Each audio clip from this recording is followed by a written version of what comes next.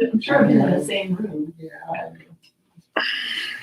All right, well, we're gonna go ahead and get started. Can you all hear me okay back there? Okay, cool. All right, thanks for being here, everyone. Thanks for being here, the candidates and everyone tuning in on our YouTube. Thanks for joining. This is our 2022 Climate and Economic Justice Forum, co-hosted by Sunrise Asheville, Asheville DSA, and the Buncombe County Young Dems. My name is Alex Lyons, and I've been with the Sunrise Asheville Hub for 2.5 years. Want to note that we did invite all of the Democratic and Independent candidates today running for mayor, city council, and Senate District 49. Not everybody was available to be here today, so right now we only have 5 folks with us. We have one mayoral candidate, Kim Rennie, Kim, one candidate for Senate District 49, Taylin, hi Taylin, and then 3 candidates for City Council, Andrew Fletcher, Allison Scott, and Nina Tovish. Thanks y'all for joining us today. So we're gonna take a minute just to introduce the organizations that are co-hosting. Then we will get into some logistics, and then we'll open it up for opening statements. So, Sunrise is a youth-led movement to stop climate change and create millions of good jobs in the process. We're building a movement of young people to make climate justice a priority across America and end the corrupting influence of fossil fuel executives on our politics and elect leaders who stand up for the health and well-being of all people. Sunrise Asheville has been organizing locally for a little over 3 years, and we take building power seriously. We believe that power is the ability to act on our interests and get what we need to survive and thrive. We strive to model a vision of power that is rooted in love and community-led decision-making. We envision a world where communities don't have to fend for themselves in times of crisis, but are instead provided resources to support and thrive.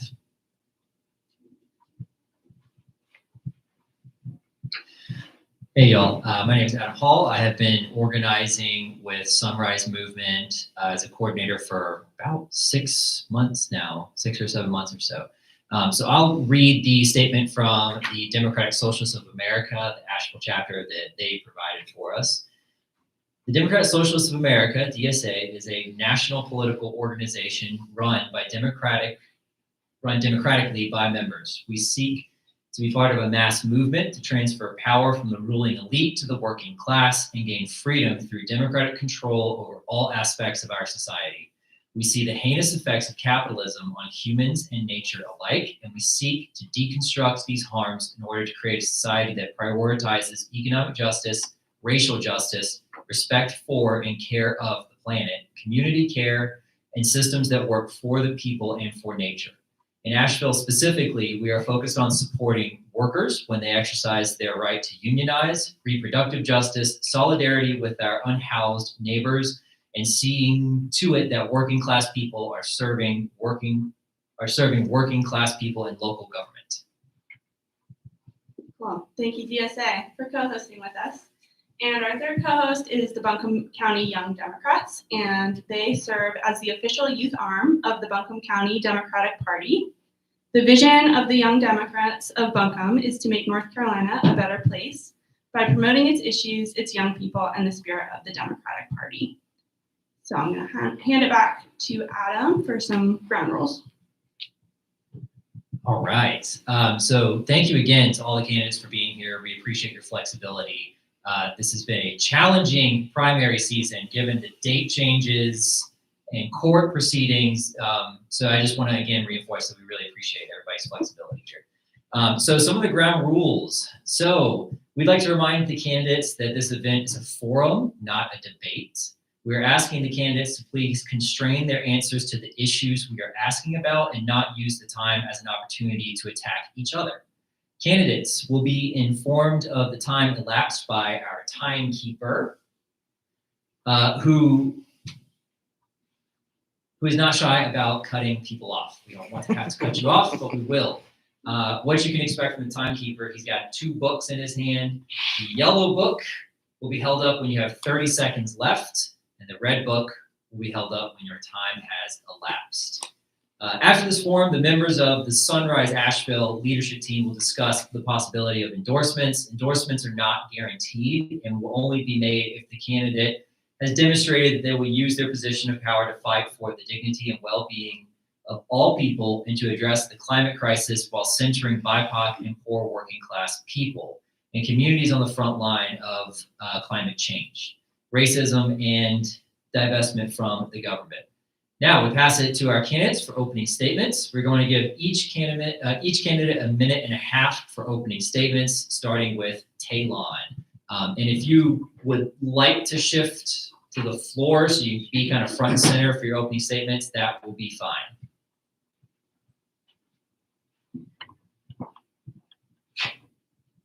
Check, check, check.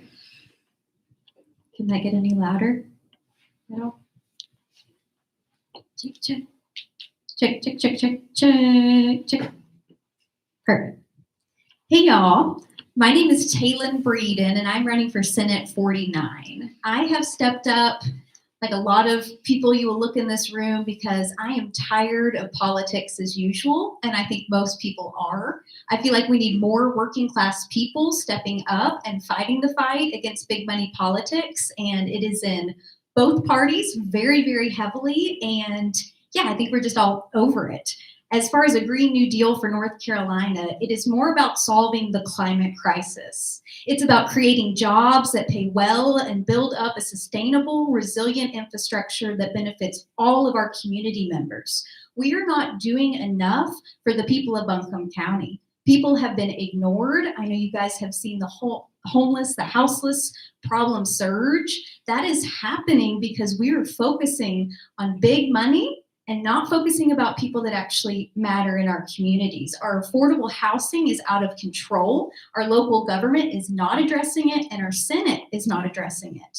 Real policy solutions for a Green New Deal will prioritize solar and wind energy, along with shared modes of travel and community building modes that will reduce individual independence on fossil fuels. If we say that we're transitioning to renewable energy, we need to actually do that with actions. We can have visions and values all day, but if we don't do anything about them, we get nowhere. Thank you, guys.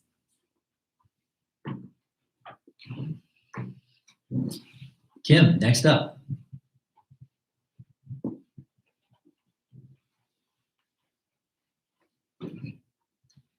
Good afternoon, folks. Kim Roney, thank you so much for having us here today. For the folks who put in those time organizing and building a better world. My name is Kim Roney, and I'm running for mayor here in Asheville, North Carolina. I am a music educator and community organizer that currently serves on Asheville City Council. So many people in our community are struggling to make ends meet, while the tourism industry out of control burdens our infrastructure, strains our natural resources, and displaces our vulnerable neighbors.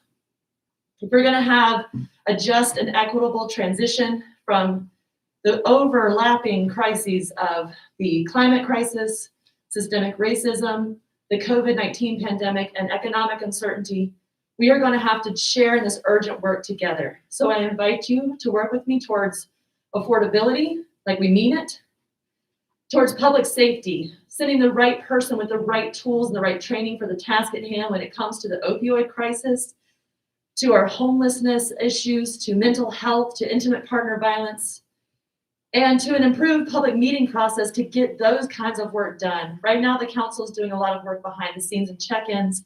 I'm committed to bringing that work into the public so that we can share in the work together to be about it being better. Once again, my name is Kim Roney. I'm running for mayor here in Asheville.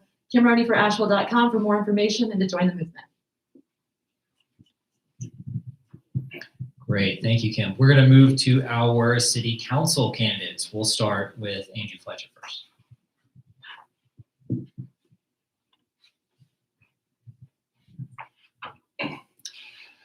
Good afternoon, everybody watching from home. Thanks for taking part of your day to come and see what the people running in your city are all about. Let me tell you what I'm all about. My name is Andrew Fletcher, and I am running in the city of Asheville city council race to bring representation from the working class to political leadership in Asheville.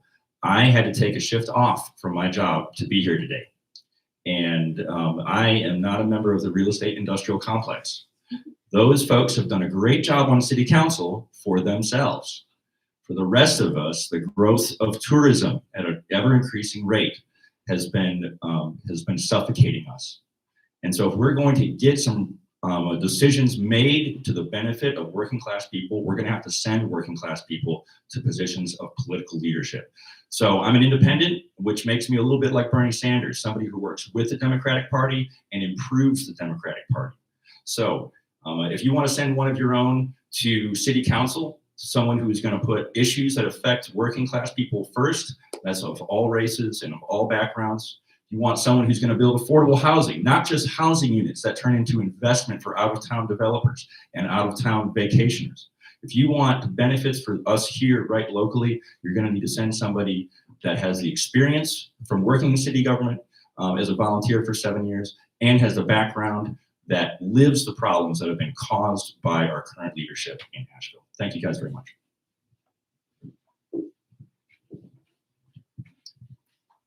Next up, we've got Allison Scott.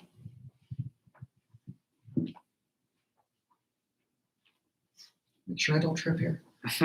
Thank y'all. Thank y'all for putting this on today. I'm Allison Scott, and I'm running for Asheville City Council. The reason I'm running is because I believe I have the will, the desire, and the experience to work on the difficult issues that Asheville is facing. We all have seen it, from our unhoused neighbors to just gross mismanagement in the way the city conducts its business behind closed doors.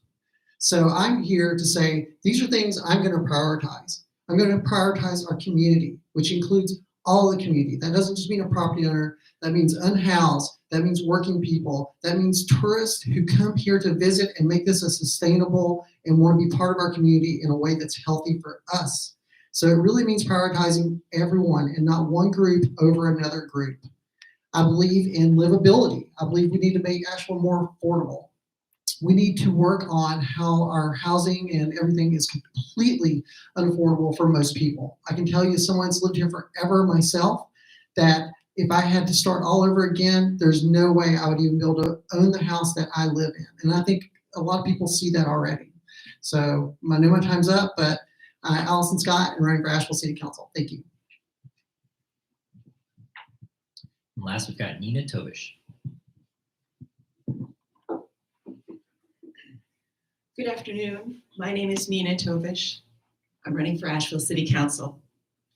On November 8th, Election Day, this fall, I will have lived in Asheville 10 years and a week. I moved here in 2012, just barely in time to squeak in when it was still possible to find a place to live affordable in Asheville. Why did I move here? I moved here because of the amazing, compassionate, diverse, artistic, creative, funky, marvelous people that I met. And I moved here for the stunning environment. And that's why I want to serve, because I believe that democracy needs to serve the people who live here, and it needs to protect and serve the environment. The problem that we have is that Asheville City Council is not responsive, inclusive, transparent, and accountable. I pledge to you that if elected, I will do the people's work in public. I will include the voices that are not being heard and the folks without access to power.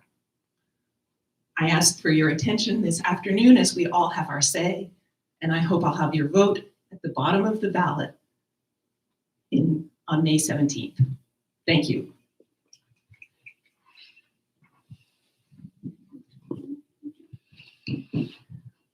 All right, thanks y'all. Thanks for your statements. So we're now gonna move into questions. And as a reminder, you'll have 2 minutes each to answer every question. We have 6 questions for everyone. And they are on the topics of renewable energy, affordable housing, climate justice, deep democracy, economic justice, and public safety. And the questions are altered slightly depending on which office you're running for to make it applicable. So since we only have one mayoral candidate and one state senate candidate with us today, we're going to start with y'all. So it'll be a little bit weird format just because I have to ask a different question to each of you, but well, they're on the same topic. So we'll just go back and forth, do our best, and then we'll transition into 6 questions for y'all, and we'll just go up and down the line. All right, and again, we have our timekeeper over there to help us keep track. So question 1, we'll start with you, Kim, on renewable energy. Please describe your vision for moving to 100% renewable energy and transitioning away from fossil fuels. By what year do you think we need to complete the transition? And how would you center racial and economic justice in that transition? Ooh, you know, as soon as you set a timeline for an existential threat like we're seeing with climate change, it moves closer. So we can't do it soon enough. And I acknowledge that urgency is one of the ways that white supremacy shows up in the work. So I want to center the work that's already being done in our community by Black, Indigenous, and persons of color, like what's happening with the Emma Podera community and Tipayak Consulting, Marisol Jimenez worked with the city to work towards a climate justice initiative. And that outlines some of the same information that we have on the climate data at a national level, showing that, for example, stormwater issues and food security are some of the existential issues that will be specific to this region. So when I hear my neighbors say, we need a place to live, we need land to grow food, we need funding at the city level and also from all of our resources to be able to make our neighborhoods more resilient. One of the things that I'm doing right now is pushing for this neighborhood resiliency as a city's strategic priority coming out of the council retreat that includes some of that work. You asked specifically about renewable energy, and I think that's going to take a consolidated effort between the city and the county to, because the cost of land is really high, to work towards where we can put renewables. It also means pushing up against the Duke monopoly at the state level, so having courageous leaders across the board and working with our state, county, and local municipalities so that we can have community-owned energy options that are by and for the people, not for profit. Thank you, Kim. All right, Taylin, your question is a little two-parter on renewable energy. So one of the greatest obstacles to climate progress in North Carolina is Duke Energy. They embrace fracked gas pipelines, they give massive donations to state legislators, and they concentrate their fossil fuel infrastructure in BIPOC communities. Duke's monopoly constitutes one of the greatest threats to a renewable and healthy future in our state. Do you oppose the monopoly control over our power grid, and why or why not? Yes, 100%. And one of the main reasons I am running is to break up big money and big money monopolies. Anytime anything monopolizes, it's taking over everything, and it keeps us from having people power. And I think that's the biggest thing here is we want to initiate and engage our people power, and that's going to take breaking these guys up. When we look, right now we're trying to transition over to clean energy. Duke is who's holding us back. And when we look at the current state legislator and the bills that are being written, she's working very closely with Duke Energy. And I think we have to bring attention to that when we're looking at our legislators, who's in the back pockets of Duke and who's working directly with them. But I will do all I can to break up Duke. All right, Tian, part 2 of your question. We're gonna finish all of our questions with y'all and then transition over here. You're good. All right, part 2 on renewable energy. This is just a yes or no question. Will you sign the No Toxic Money Pledge, which reads, I will take no money or gift from Duke Energy, Dominion Energy, or their affiliates, including from their political action committees, lobbyists, and executives. In addition, I support a moratorium on all of their new fossil fuel infrastructure projects. Yes, and I've actually already signed that as well. Okay.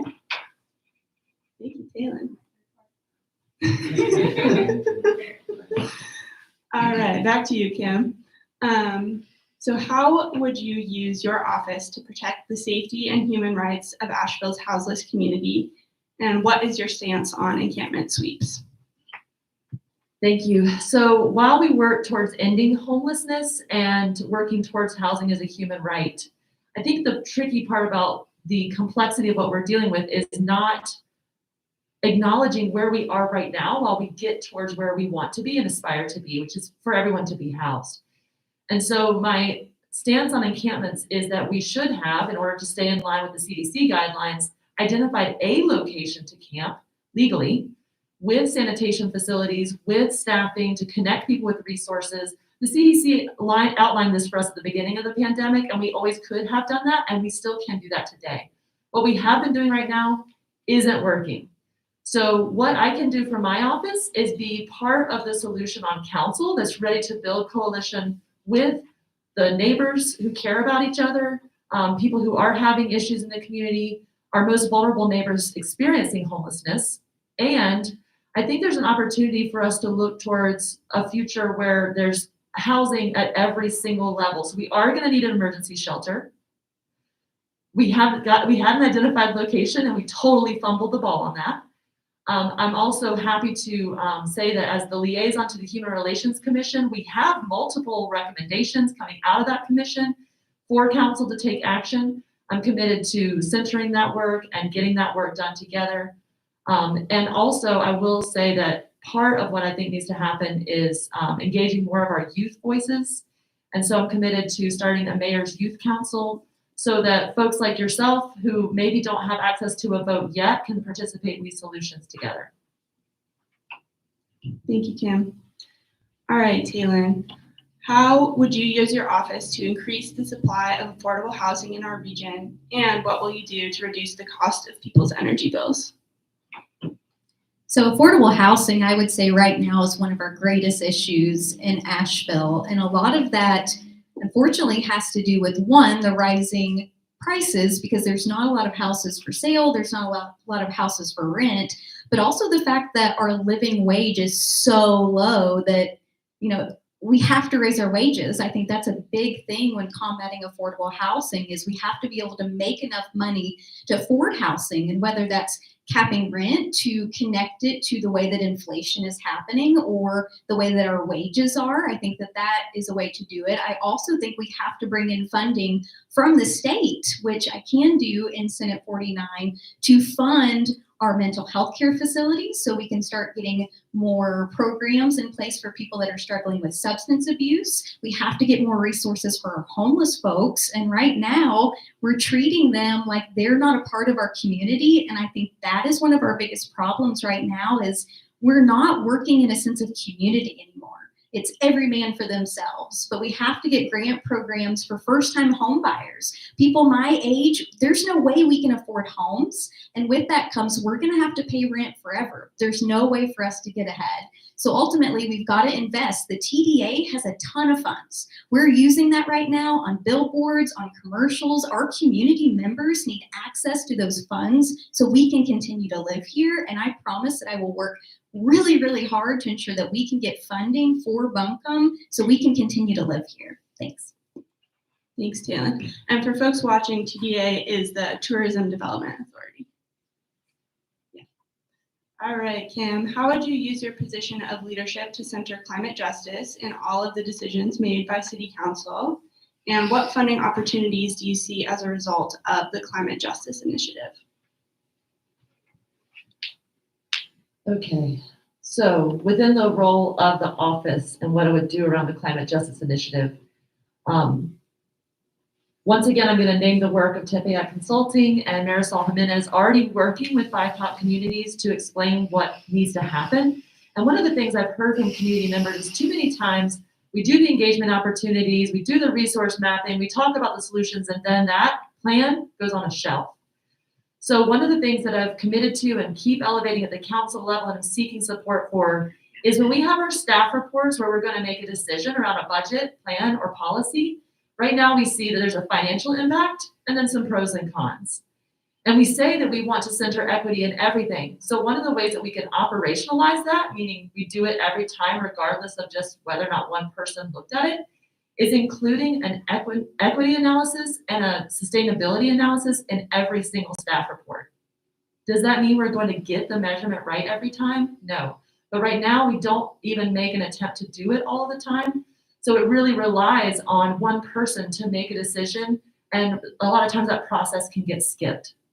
And what was the second part of the question?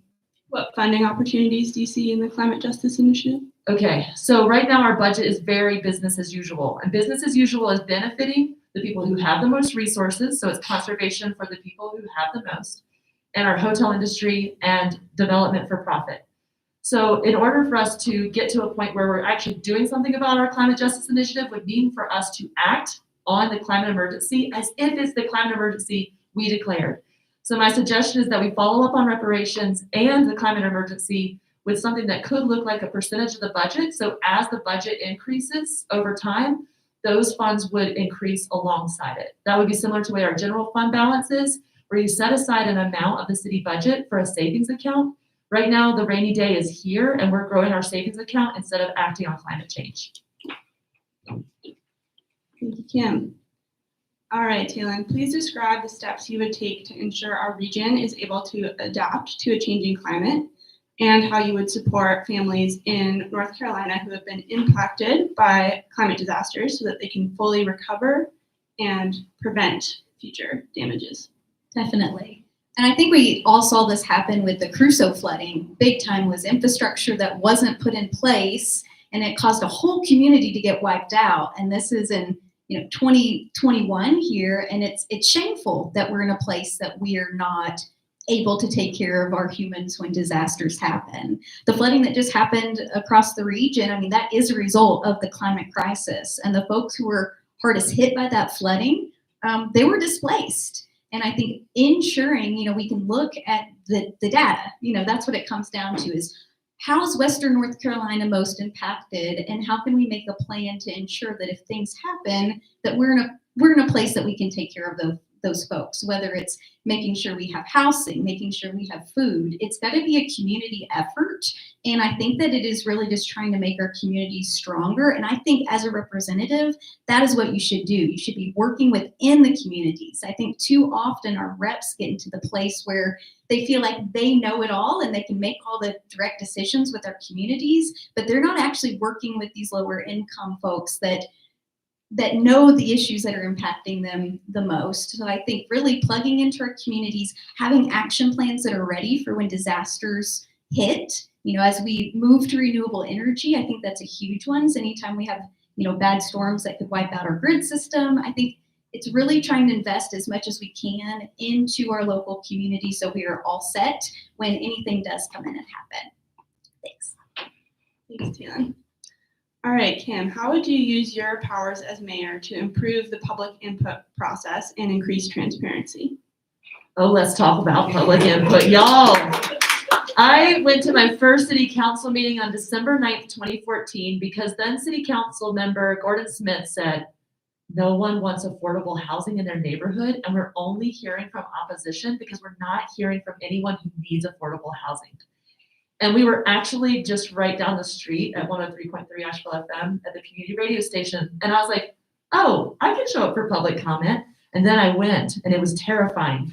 Everyone's looking at you, and the cameras are on you, and the council members are looking at you, and my heart leapt into my throat. And I squeaked out words. I know I did because it was in the newspaper, but I barely remember even it happening.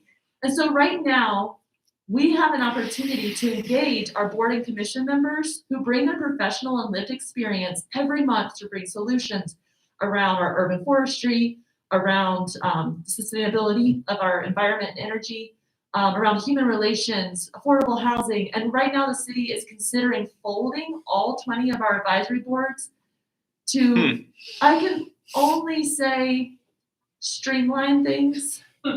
And I have concerns for the way that it's drafted right now. Can we do it better? Yes. Should we provide equity stipends so that more people can sit at the table, removing barriers to participation? Absolutely. Should there be a better streamlined process for communication so that when folks are showing up in public comment and folks are showing up in engagement process, that we actually do something about it?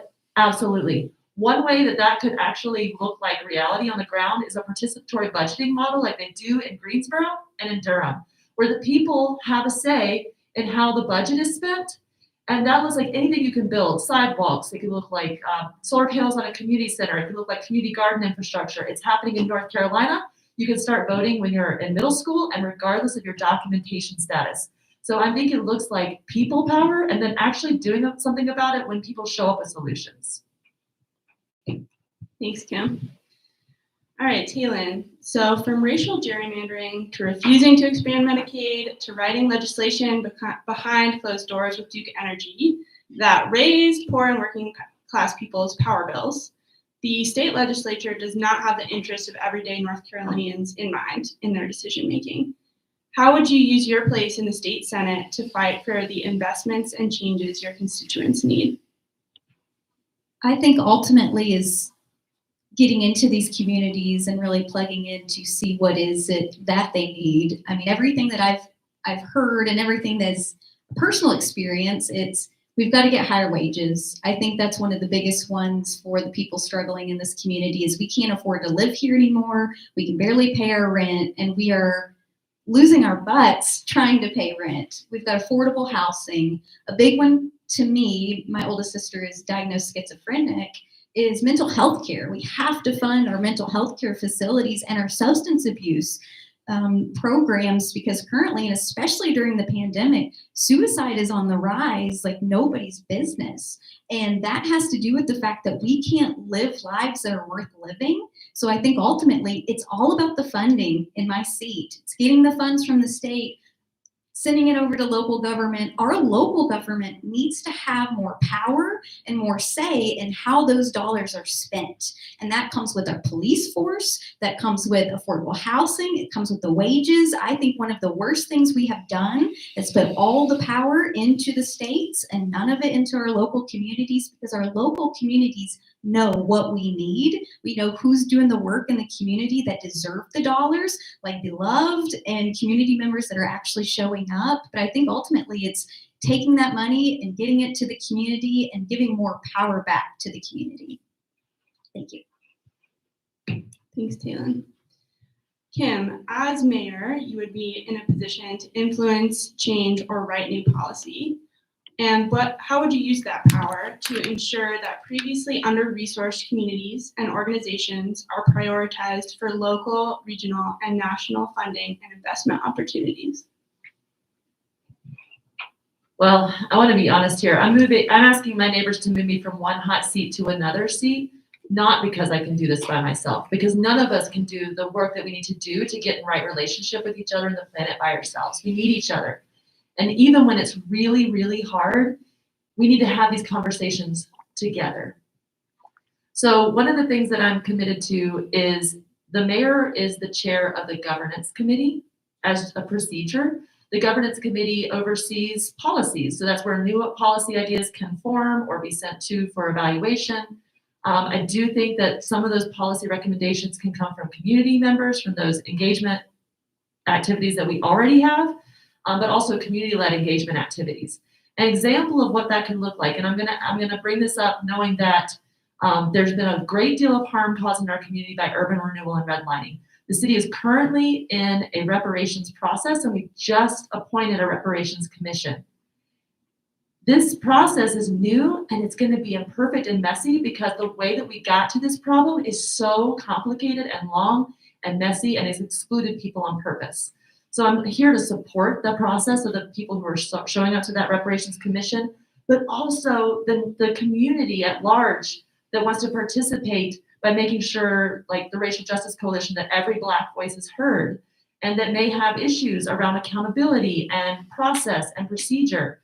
So I think what it looks like is listening and making sure that even though there may not be one answer from a community, that everyone has an opportunity to participate and that there's documentation of it participating, and that when the decision is made, it happens in public instead of happening over an email or in fact happening in a Google document that people have to ask for open records about.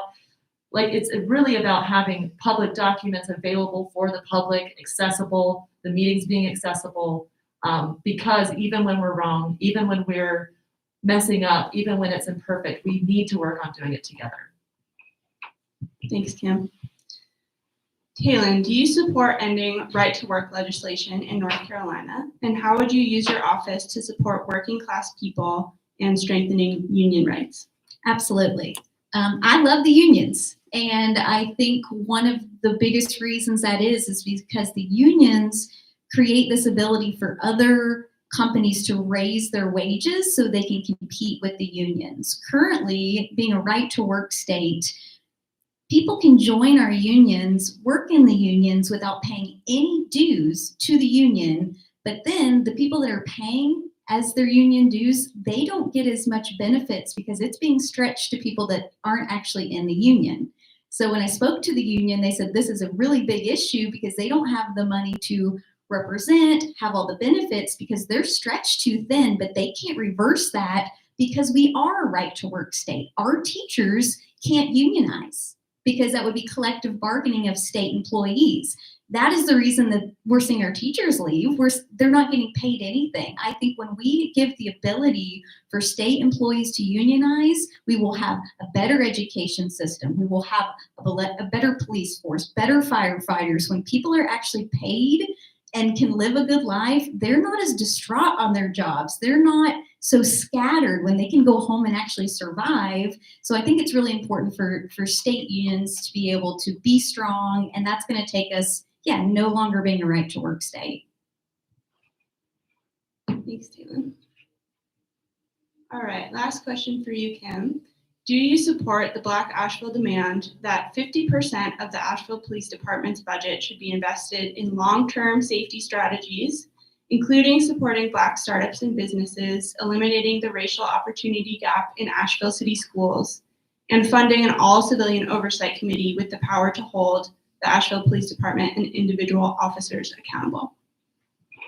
Yes, I remain committed to standing in solidarity and working alongside Black AVL demands and any organization that is going to join the work to get in right relationship with each other. Some of these questions around public safety, to me, show that we're super stuck. And I was thinking about a way of explaining this to one of my students, helped me to even better understand it for myself. Is this, if you're trying to draw a picture of what public safety looks like to you right now, and you have a blank piece of paper, and you only, the only crayons that you have available are blue and red, you're gonna be really limited in what you can draw, because you're trying to draw a picture of probably what it looks like on a good day. You with your family, friends, maybe your pets, maybe it's your garden or your flowers, maybe you're at home. But we're limiting ourselves by only responding with the first responders that we have historically responded to, and that are rooted in systems of white supremacy. So what we have right now is an opportunity to diversify our public safety response, to add another crayon to the mix. Right now, the Buncombe County Community Paramedicine Programming is addressing the ripple effects of the opioid crisis in downtown and West Asheville. I did a ride along with them. And it's time for us, past time for us to join in adding that tool to the toolkit of how we respond. We need to add violence interrupter programming. We can expand on our support of youth mentorship because our youth are experiencing this crisis alongside with us. And we are already doing work at the council level with the county on consolidating 911. When you hear about consolidating 911, what it means is that everyone is hearing the same call. There's a triage system happening so that we're sending the right person with the right tools and training for the task at hand. We have just barely started that. And the only way we're going to do public safety better is if we put down the old way of doing things and be prepared for a future where we work together with known changes that work. Thanks, Kim. All right, Taylor, last question for you.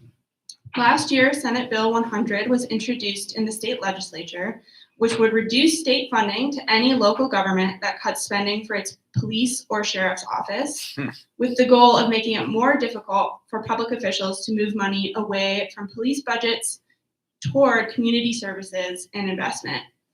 Do you think that local governments in North Carolina should have the right to reallocate money from police budgets? And what do you see as the connection between police budgets and the climate crisis? Okay, several questions there. The Bill 100 that's just Raleigh mad at Asheville because they know what we would do if we had the power here. And when we're talking about climate injustice and how that is linked to our police budget, I think it's just looking at the numbers here. We are spending so much money protecting what? You know, I think that when we're looking at the cycle that is our criminal justice system, it does affect Black and brown people more, even on a climate standpoint, because the way that we arrest people, we basically arrest people for being homeless and poor in this town. Once you've entered into the jail system, you can't find housing, you can't afford a house, you can't get a job. It's like these things affect Black and brown people more because they're arrested more. When we look at our cannabis incarceration rates, 3 out of every 4 arrests for cannabis is a Black or brown person. A lot of the people that are homeless, when you look at it, they're all, I mean, a lot of them have been in jail, mental health facilities. They can't get the work they need, and they're the ones that are going to be outside as our climate's changing. They're going to be in the brunt of the climate change, especially if we can't find housing for these people. If we can take money from the police budget and actually invest it into this community, into transitioning to green energy, into getting houses for folks, this gives us the ability to be a better community and thrive as a community, which is, I think, what we're all looking for here. I don't feel like we're asking for a lot. You know, it's like just really the bare minimum here. But anytime that we're stacking our budget so heavily in police and not into our community, you see a community that is crumbling and that just keeps getting thrown in jail for profits. Thanks, Taylor. All right, y'all, we're gonna go ahead and let you do your closing statements now. So 2 minutes again for each of you, and you can stand in the center of the room if you want to. Kim, are you ready to go ahead?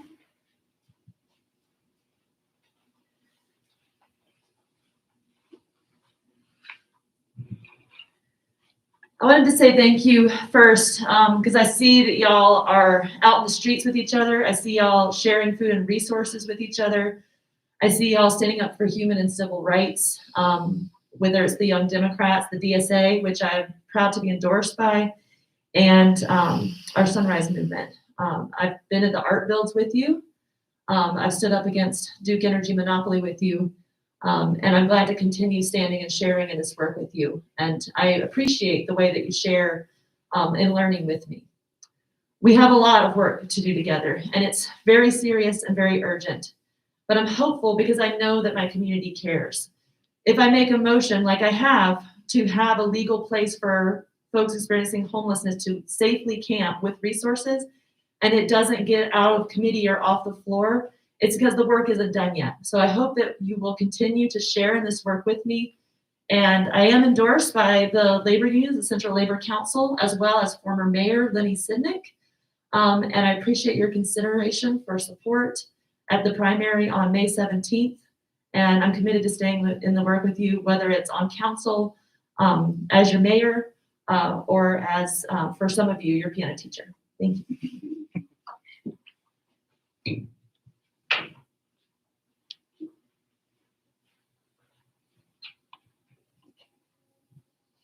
When we look at every issue we face and why it feels impossible to move in the right direction, there's big money interest gatekeeping change. Affordable housing is out of reach, our wages are made for starvation, our climate is being destroyed for industry, student loan debt is racking up, and our schools are shutting down. Our teachers should be one of the highest paid professions in our community. We, the people, must hold our legislators accountable when they aren't doing what they say they're going to do. People are dying while we can't afford medical treatment. We can do better, and we will do better. Medicare for all is not unreachable. We pay 70% more in cost because of insurance companies and drug companies. The rest of the state looks to our very safe blue district when it comes to progress. We need bold leadership, not afraid to push for transparent government that actually works for the people. Everyone, no matter how much money is in their pocket, deserves quality health care, a safe, affordable home, a fair vote, a good education, access to fresh, healthy food, and a well-paying job. Our families deserve reproductive freedoms that includes access to birth control services and paid family leave for both parents. Let's talk about women. It costs more to pay for childcare than what a lot of women make at work. The economic disparity needs to be addressed, especially during the pandemic where mothers across the county are being asked to online teach their children. Too much falls on women in our society. We don't want to have the hard conversations of our lack of mental health care and substance abuse programs and how they contribute to our rise in crime and homelessness. Our private for-profit prisons contribute to keeping our poorest in the system. We need working class people and people that care about these issues to step up, run for office, come out and vote, and support candidates that care about you. I care about you, TaylonBreeden.com. I need volunteers. I need people power so we can win. I don't have a lot of money power, but we'd like to change that too. I hope you guys have a great day. All right, thank you so much, Taylon and Kim. We're going to transition into the city council candidates. So it'll be a little simpler because you'll all be answering the same question, and I'll hand it to Adam. All right. Yeah, y'all get to hear my voice. So I don't know if that's a good thing or a bad thing, but anyway, so these questions are going to be very similar to the ones that were asked to the mayor. We tried to make it as specific as possible. So yeah, all right, so we'll jump in. We'll start on this end with Andrew and work our way down. Renewable energy.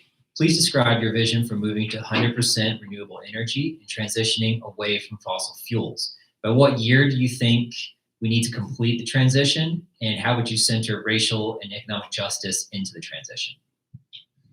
So first off, I want to say that I am a senior in economics at UNC Asheville, and what part of that has given me is some real vision into the future about what's going to get harder and what's going to get easier as we're looking at. So we have a situation right now where the coming technology is going to be more effective. So even if we don't increase our tax dollars, or even if don't increase spending, we will be able to have more effect.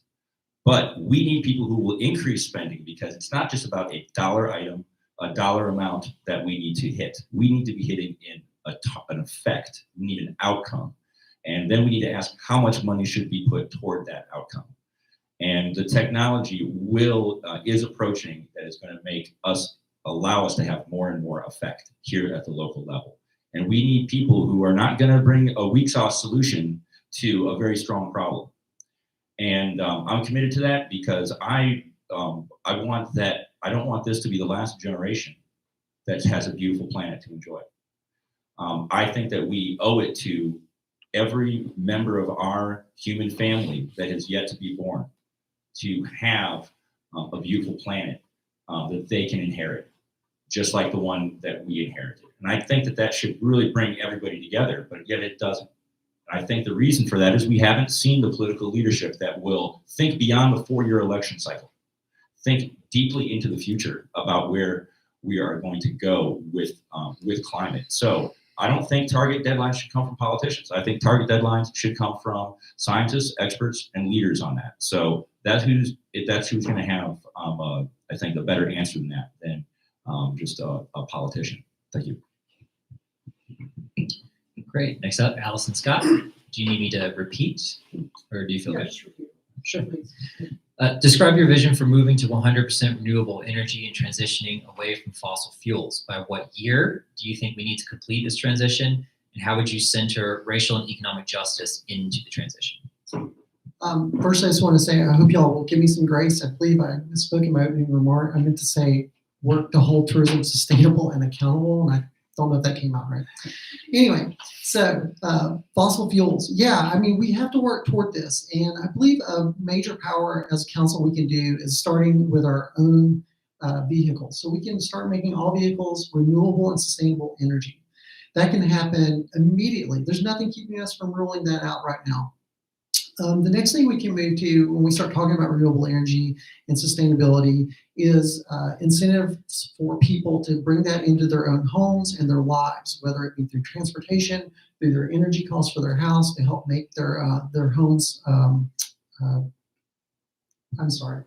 make their homes climate, or I'm struggling today, y'all. giving people economic incentives to help with their homes and the tools to do so. But we have to look at that from that racial and economic justice format. When we look at vehicle incentives, those target everyone. We need to target low incomes. We need to target BIPOC. We need to target minority communities whenever we start talking about economic incentives for communities. But also just including those voices. So many times, just like in here, I see that it's, we're not a very diverse group even in this room. And I'm not blaming anyone for that. I just want to name that because we have to start including more voices in these conversations. We can't ask people to do this on their own. They're going to need our help. And as a city council member, I want to work toward all of those initiatives on a local level, whether it's helping people individually or helping people as groups that are most affected by these issues. Thank you, Nia Tovish. Repeat. One more time, please. Okay. Describe your vision for moving to 100% renewable energy and transitioning away from fossil fuels. By what year do you think we need to complete the transition? How would you center racial and economic justice into the transition? I agree that it's not my place to name a deadline for climate change by which we have to accomplish certain objectives. I think that's a matter for data and science to identify. I think we can agree that the need is urgent. I'd also like to frame my response with the understanding that although, of course, there are things we can do as a municipality to improve, to reduce our carbon footprint, that the real large-scale changes that are needed can really only be implemented at the federal and the state level. So that's not to say that we can't do what we need, what we ought to do locally, but if we want to have a big impact on climate change, that is going to happen at a much more massive scale. To my view, Asheville City needs to follow through on its promises. We need to make sure that our municipal buildings are being powered by renewables. Unfortunately, we're not meeting our targets in that respect, and it's not at all clear to me why not. It's usually because it's not prioritized in the budget. I think a huge part of moving towards a more sustainable future in terms of energy use centers around transportation. Allison mentioned this.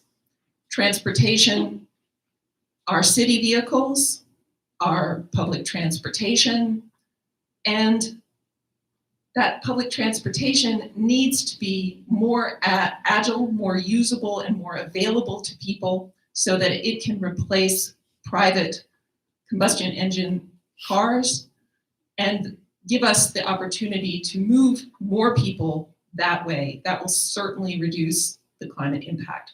I'd like to also see community-owned energy generation. Kim mentioned that in terms of collaborating with the county in order to find land suitable for energy farms. Thanks. All right, thank you. Do we want to keep the same order, or do y'all want to mix up who goes first? Or let's have Allison. Let's have you go first this time, and we'll just kind of work our way down the back. Okay. Thank you all so much for coming. So next up, we've got the houseless community. How will you use your office to protect the safety and human rights of Asheville's houseless community? What is your stance on encampment sweeps? Well, first of all, I just want to say that unhoused people are community members. They are citizens in this town. They have all the same rights as everyone in this town, whether you own property or don't own property. So I just want to establish that. And that means that we should enable the same protections we would for anyone. So we need to work on social safety nets for people who find themselves in these situations. We need to increase the spending and make it a robust wraparound services with programs that can help people who find themselves in these situations. As far as camp and sweepments, we see it all the time. We are seeing a growing number of people who are having to camp out in our city parks, even in our downtown and in the middle of sidewalks and places that we don't need to see people doing that, not because they shouldn't be there, but because we shouldn't treat people that way. We need to be compassionate about our responses to this and realize that we should treat people how we want to be treated, which if we can find a place to do that, which we can, and as a government we should, we need to have a place where people can camp safely and have the services that they need to live there. And we need to invest in the infrastructure that's needed to help them get back on their feet and get going again. As someone who grew up economically, I was poor. I've been houseless a few times when I was younger. I know what it's like. It's hard to get out of it. It is a trap, and it's not a trap of your own making. So I really think this is where we need to have compassion, and we need to invest to help people, not just say, not in our town, not in our city, get out of here. All right, so we need a coach. You want repeat? Yes, please. All right. How will you use your office to protect the safety and human rights of Asheville's houseless community? What is your stance on encampment sweeps? We cannot police our way out of the challenge of helping our houseless neighbors. Moving people from living on the streets or in city parks into incarceration is not a solution to this problem. It exacerbates it. It makes it worse. And that's not healthy for us as a community. And it's a deeply cruel way of meeting people who are suffering and who are excluded, stigmatized, and from whom many people simply want to avert their gaze because it's too uncomfortable for them to understand that our society has failed so many people. I do believe that we need sanctuary camping. I would like to see a consideration of using city property to provide camping places for folks who are houseless. I'd like to see that accompanied by wraparound services connecting people with healthcare, mental health care, substance abuse support. I'd like to see there be security in those environments so that the folks who are there can feel safe. And I'd like to see there be sanitation facilities, not just porta potties, but also shower and laundry facilities. I don't believe these are the ultimate solution, but they're mitigation.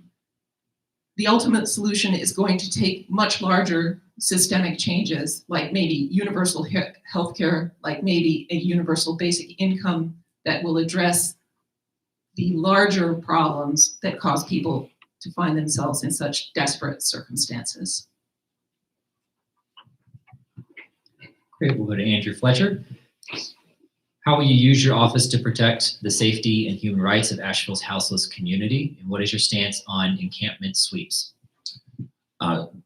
Thanks for repeating the questions, by the way. I think it's great for the viewers and for us as well. And also, because I went first on that last question, I just want to agree with the folks over here that answered after me.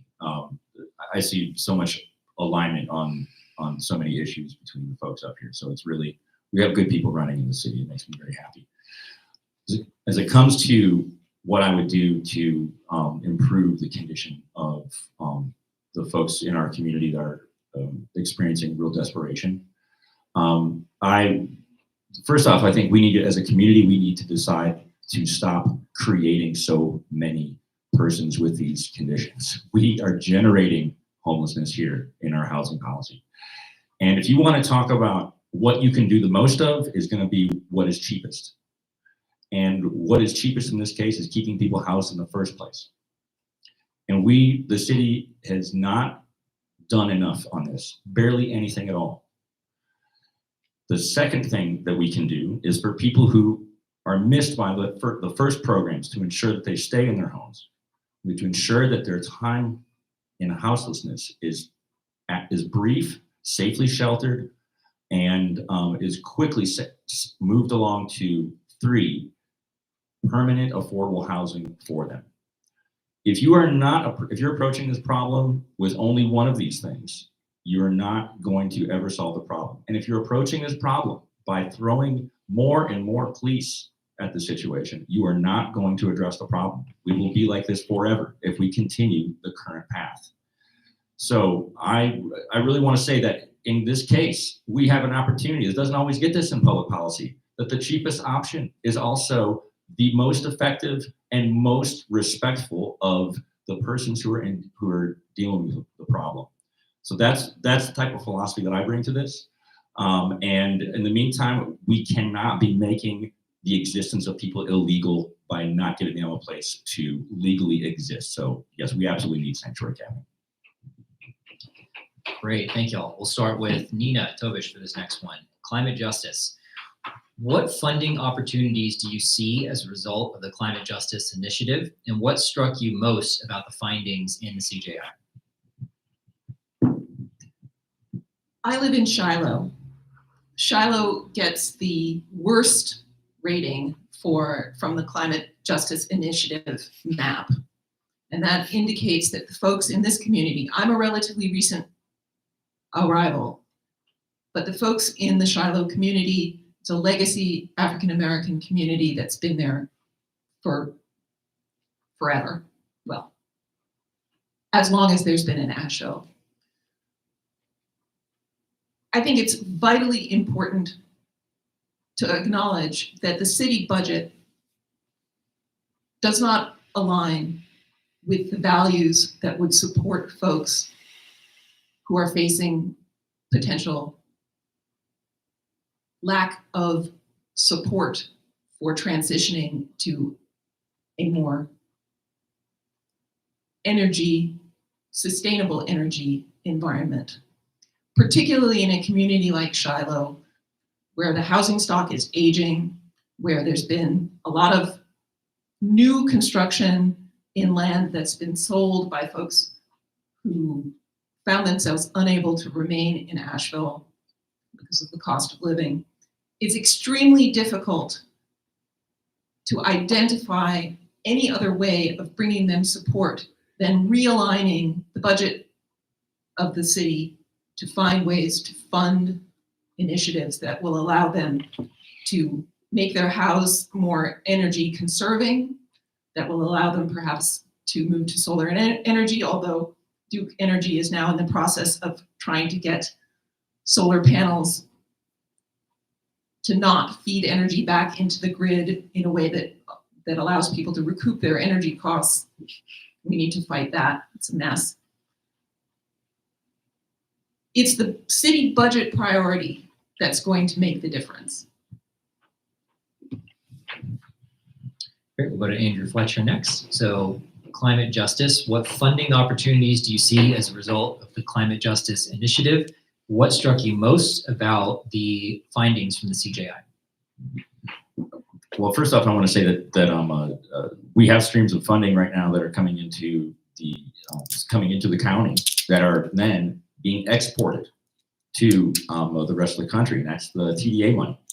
So the Tourism Development Authority, by law, set in Raleigh, exports 75% of their funding, which this year is estimated to be $30 million outside of Buncombe County.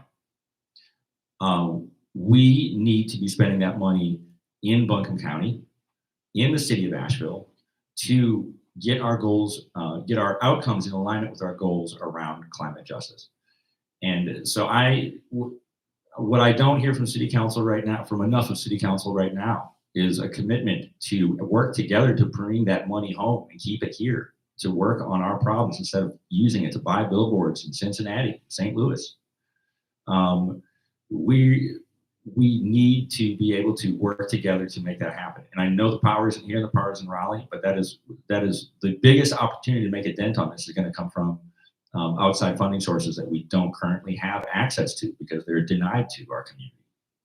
So I really want to point to that, but there's definitely more that we can do here at home, especially when it comes to what we're building. A big power of the city is to decide what gets built where.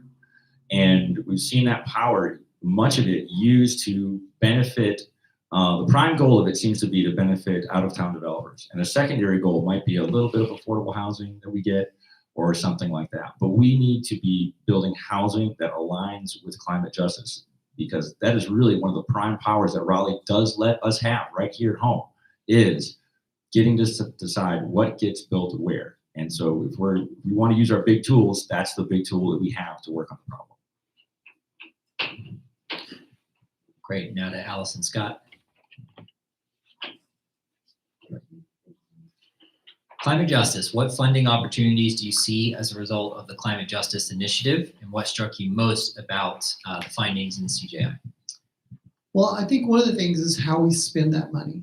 We see it spent in ways that either go to neighborhoods that are already economically advantaged, or to things that, again, promote and help tourism in those kind of areas. So if you look at something locally like the cleanup of Nasty Branch, one of the creeks that run down through Asheville, we're just now getting to that. Why haven't we prioritized these kinds of cleanups and these kind of initiatives in the neighborhoods that are historically with the minority communities, with the ones that are remaining? So I can say, as somebody that's lived here my whole life, those communities are shrinking every day. So that would be the first thing, is just taking the money that we already have and starting investing it in the neighborhoods that are already either economically disadvantaged or have the highest populations of minority communities in Asheville. Second part of that is just looking for all the extra money that we waste. Hundreds of thousands of dollars a few years ago went to just a mistake in our parking meters and how that was done. We could use that money. There's a million things that we could do and look at our budget and take this money to help with our town and climate justice. But you have to start looking at it from a lens of who's the most affected, who has historically been the most affected. When you look at these sides of towns like Shiloh, you look at these sides of towns with like MLK Street, when people have been forcibly displaced from their homes, these areas do not get the economic resources until another population moves in. So we have to start in the areas that already have the most affected people. All right, I think we're back to Andrew. Okay, so we've got deep democracy. How will you engage with and expand council's relationship with the public? How will you protect and expand public input into council sessions? That is a great question. And if you've been paying attention and see some recent actions from council, you'll know why this question is being asked of us right now. We are not in a place where democracy is being properly practiced.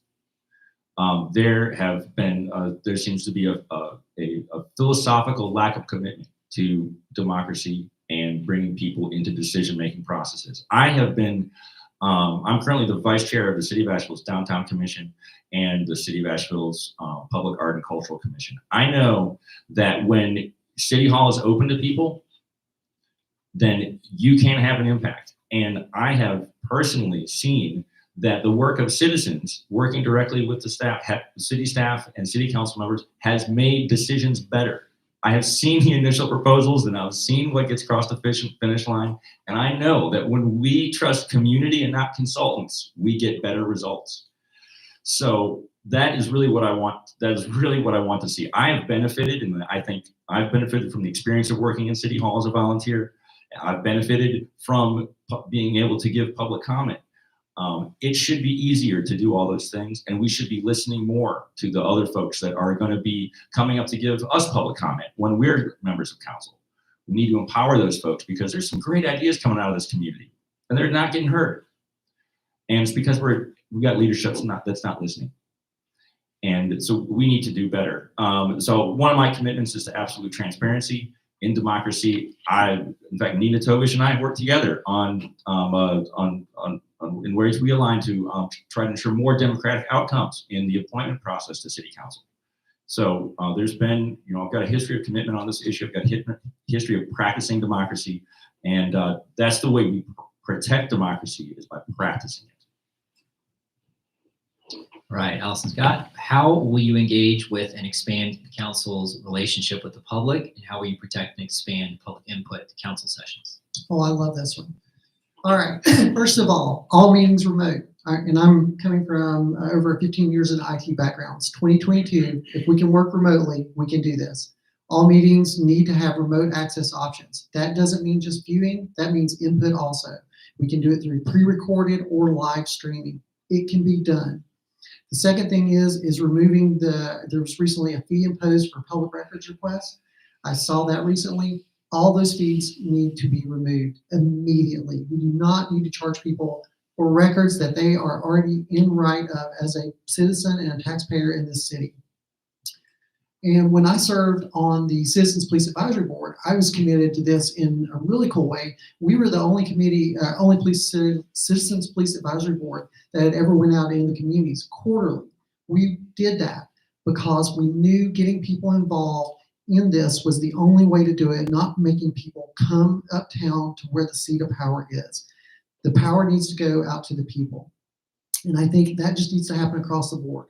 Also, when I was the chair, we were the committee that brought the stipends for other commissions. We were the ones, I was on that. We were the one that introduced that and got that voted in for all the other commissions. So economic stipends for people to participate.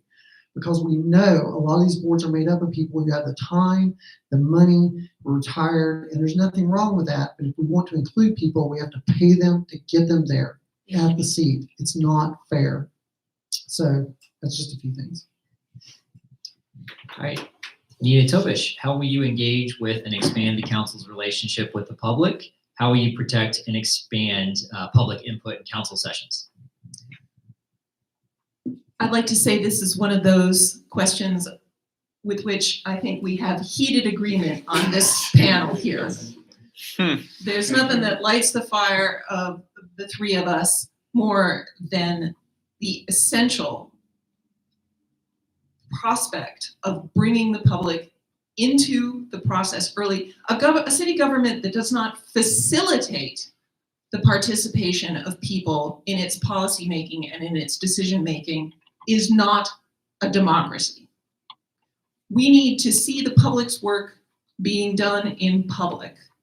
That means we need access to city documents as they are created. We live in a modern world. Slap that sucker on a scanner, make a PDF out of it, OCR it so that we can search it, put it in a database, and make it available from the date of its creation. Why not? We should have access to this information. Every meeting, live stream it, allow for remote access. If people want to be there and they can afford to be there and they have the time to be there, that's great. If they don't, they should have an equal opportunity to participate. The city puts a lot of emphasis on surveys that are done electronically online. That's awesome, but they don't have the kind of reach that they should. There are whole swaths of the community that never hear about them, that may not have easy access to a computer or a device to work with them. We need to be doing much better job of reaching out through neighborhood associations, through advocacy organizations, through nonprofits to get a much broader sample of public opinion on the issues of the day. I pledge to you, if I'm elected, I will be out in the community every week, talking to people where they are, soliciting their points of view, and making sure that those come back to council. I'll be participating in boards and commissions to make sure that I hear from the people who have lived experience and expertise. It's vitally important that everyone have an opportunity to participate in these important decisions from early part of the process, not when the votes are already set. Thank you. I think we're starting with Allison now. Yeah, great.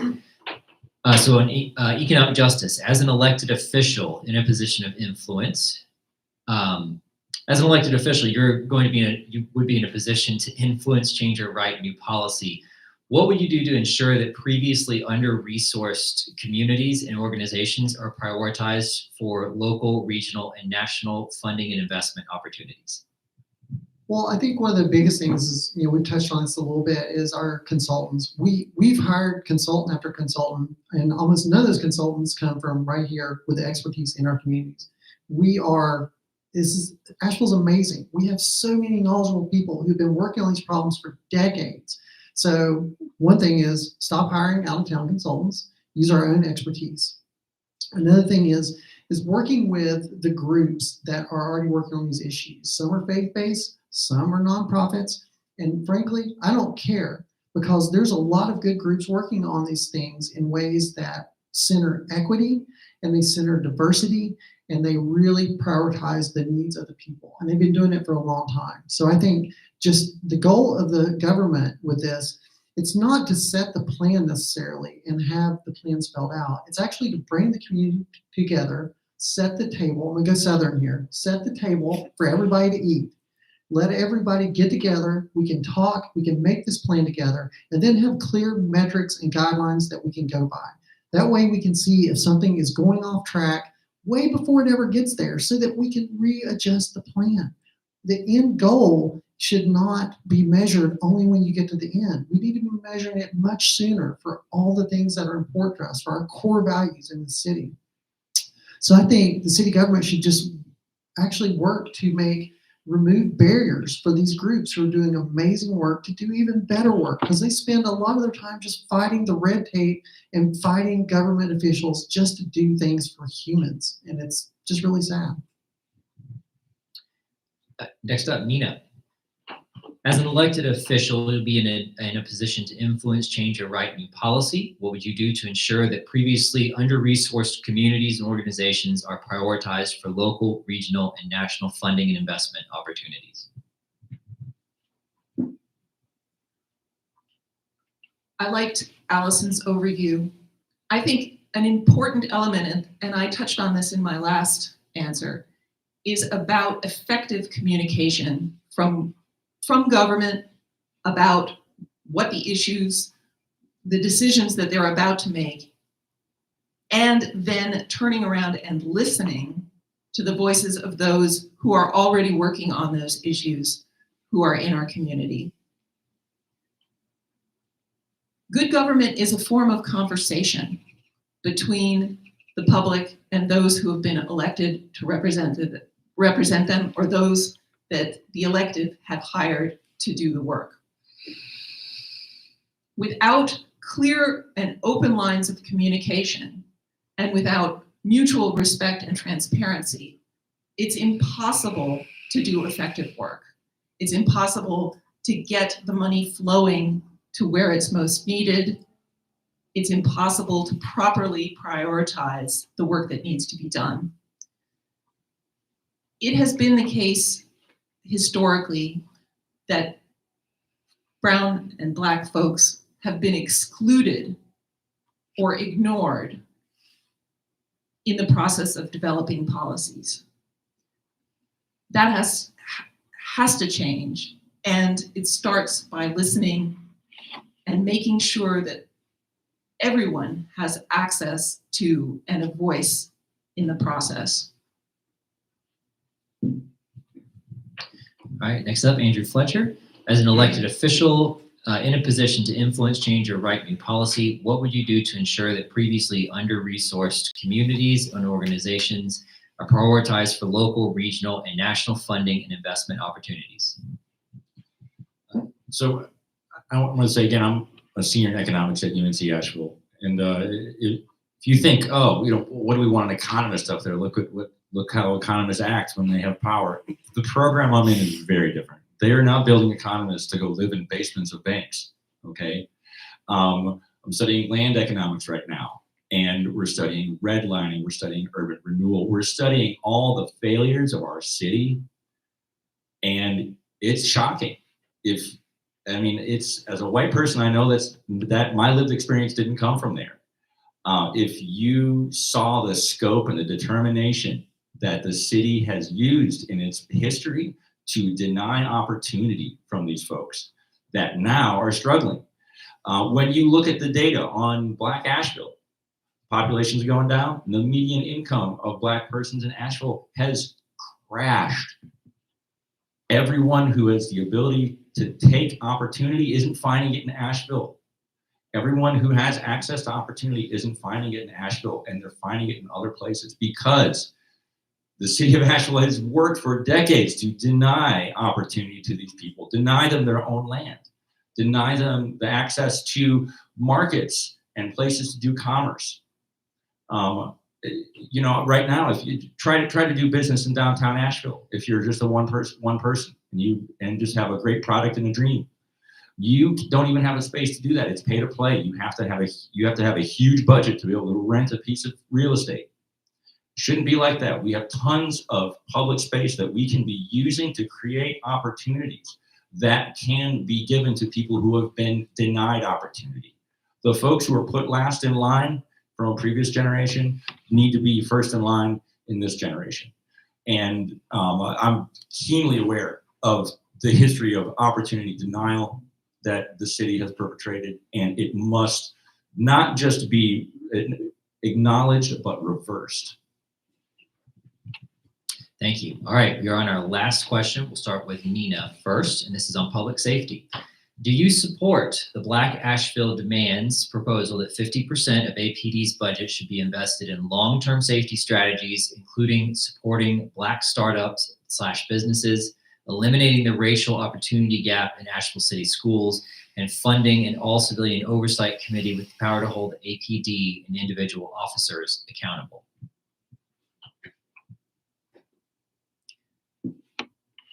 I can say that I support the goals. I think as a pragmatic idealist, I have to say that the notion that the money is going to come directly from the police department budget is unfortunately probably a non-starter. Does that mean that those initiatives shouldn't be supported? It does not. But I think the notion that it's going to come from a public safety, from the police department budget, it's not likely to happen. What I would like to see is a transformation of how the police department approaches recruiting its new officers. They're now down by a substantial proportion.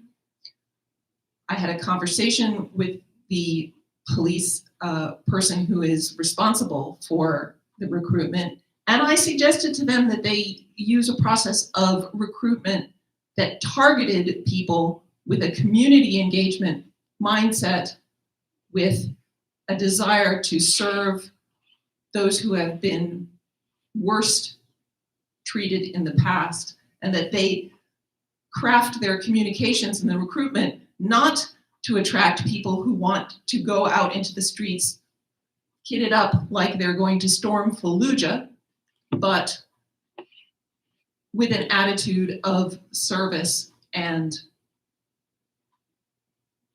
a desire to integrate with the community and approach them with their civil rights and their human dignity frontmost in their minds. The funding for those other extremely valuable initiatives that you mentioned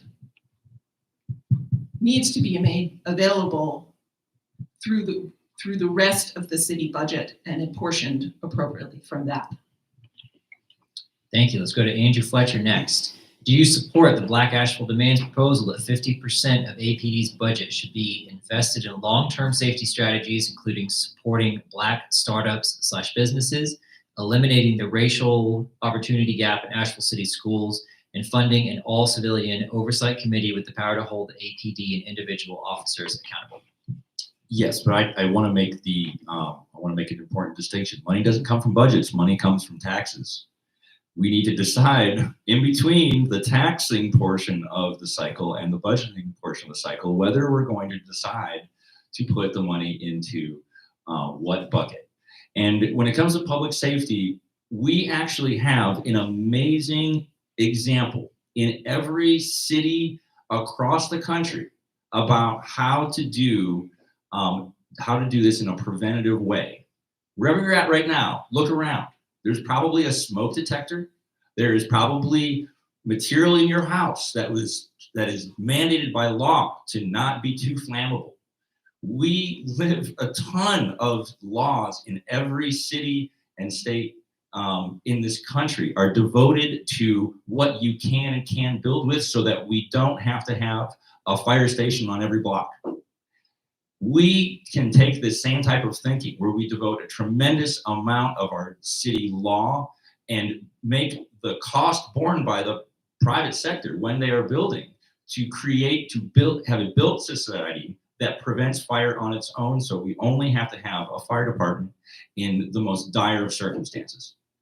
And that is an amazing model for how to do public safety from a preventative way. If we took the same type of thinking and we applied it to the police department, we would have a much better outcomes for individuals.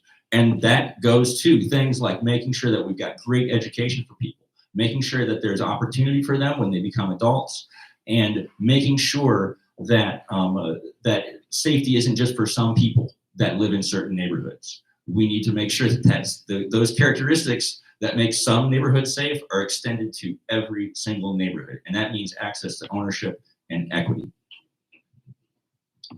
Great. Allison Scott, do you support the Black Asheville Domain's proposal that 50% of the APD's budget should be invested in long-term safety strategies, including supporting Black startup/businesses, eliminating the racial opportunity gap in Asheville City Schools, and funding an all-civilian oversight committee with the power to hold APD and individual officers accountable? I don't think we can take the money directly out of it. I think we can take 15% of the budget and invest it into those programs. I think we can do that.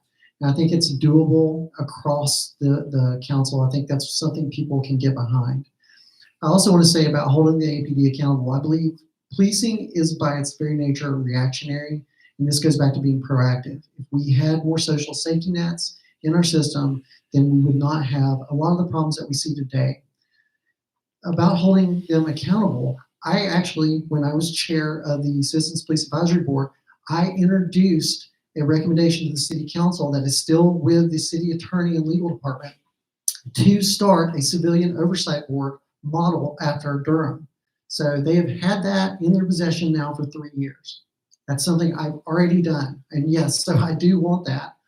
I think we need that. I don't think we can have any department, I don't care what department it is, they should never be in charge of themselves. We always need to have citizen involvement and oversight at every single level. So, yes. Great, thank you. All right, that concluded the questions. Thank you all so much. We're going to move into closing statements, kind of like the opening. You're more than welcome to step out to the middle here to be front and center. I think we started last with Nina. Do we want to just go back to that order? Is that cool? All right, then we will start with Andrew Fletcher. You got 2 minutes for a closing statement. Please be respectful of the time.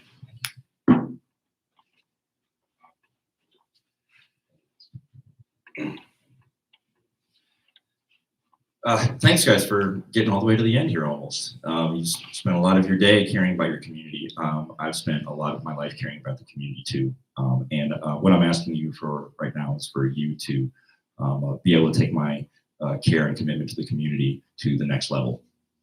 And the way that I'm currently doing that right now is running for city council. So I'm asking you to vote for me for Asheville City Council on May 17th or April 28th, the first day of early voting. I believe deeply in the people of the city. I believe that change will come when we decide that we want it. And that means that we are going to have to get together and work. And so when I look at when I looked at who else was in this debate, I was like, man, I'd love to work with these people. Don't they seem amazing? I want you to send me to work with people like this. Because when I started feeling passionate here, it wasn't from disagreement with what I was hearing. It was from excitement that there is great people running to do great things here. I want to bring my background, which is as a working class person, to there so we can start asking of every decision, how does this affect working people in Asheville? Does this help working people, or is this going to make their commute longer? Is this going to make their rent more expensive? Is this going to be built for working people, or is it going to be built for somebody who wants a third home? I live across from a building, started out as affordable housing. Now, half the folks that own the building, that own the units in that building, live in places like Charleston or Maine or Charlotte. Our policies are failing the people who are working here. And I want to ask that question of every decision that comes in front of me. It's a value that I can hold absolutely true to you. Promises are hard to keep on the campaign trail. Values are easy to keep. My values are around how does it affect working people, because I am a working person And we need to start displacing the folks from the real estate industrial complex with working people like yourself and myself. Thank you.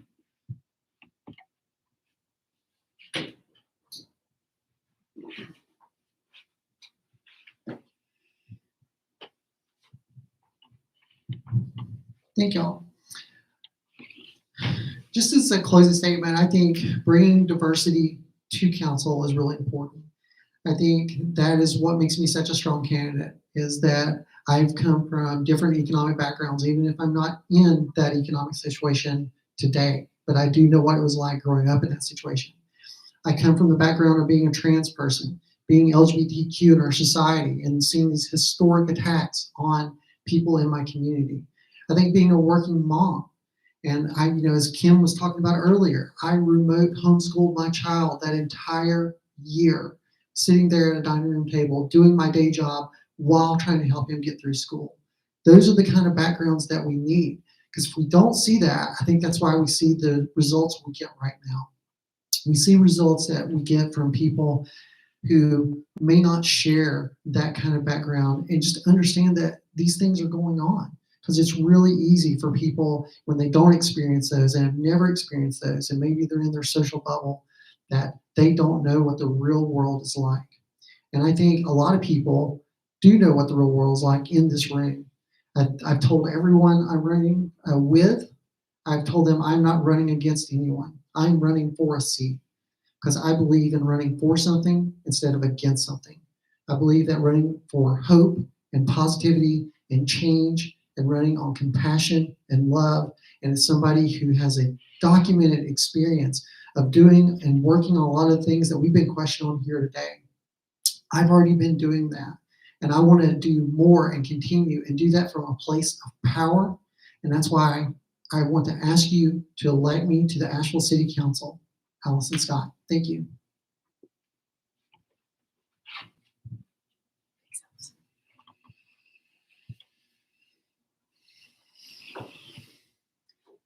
Thank you all for hanging in with us.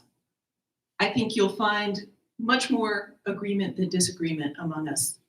I hope you'll consider each one of us and me at the very end of your ballot. I like to think of it as last best hope for Asheville.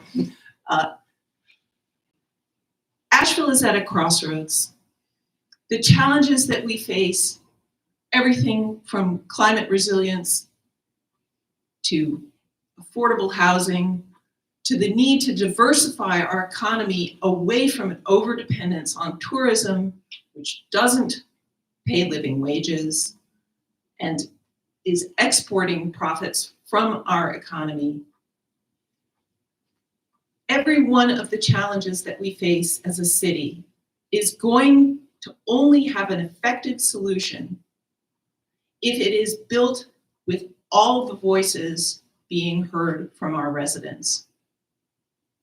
We need a city government that is responsive to the needs of its residents. We need a city government that includes the voices of the people who are going to be affected by policies at the earliest stages of decision making. It's not much use only hearing public comment when you're sitting on the dais and all the votes have already been decided. We need a government that's transparent, that does the public's work in public and allows us access to the information so that we can see. If you elect me, I pledge that I will give you a report every week of who I met with, what we talked about, and how it's affecting my thinking, so that you'll understand how I've reached the decisions that I'm making on the city's behalf. And we need a government that's accountable. Whether it's the police, whether it's city officials, you need to be able to hold people responsible for their choices on Tovish for Asheville. Thank you so much. All right, and that is our time. Thank you all so much for being here. Just on a personal note, it takes a lot of courage to run for elected office. You put yourself, your opinions, and your feelings out there to be judged, and that's hard. So thank you for your courage in running for office. And thank you so much for being here with us. We appreciate your attendance. Just as a couple of quick reminders, we want to also thank the West Asheville Library for letting us use their space. And thank you to everyone who tuned in on the live stream. I want to remind everybody that the primary election is on May 17th, and the deadline to register to vote is on April 22nd. You can also register to vote during one-stop early voting, which is from April 28th to May 14th. Please reach out to Sunrise Asheville Hub if you have any questions about how to register to vote or voting locations. Our hub, the Sunrise Asheville Hub, will be voting on endorsement between now and April 6th. Immediately following this forum, the Hub's leadership team will nominate candidates for endorsement, and everyone who is part of the Sunrise Asheville Hub can vote.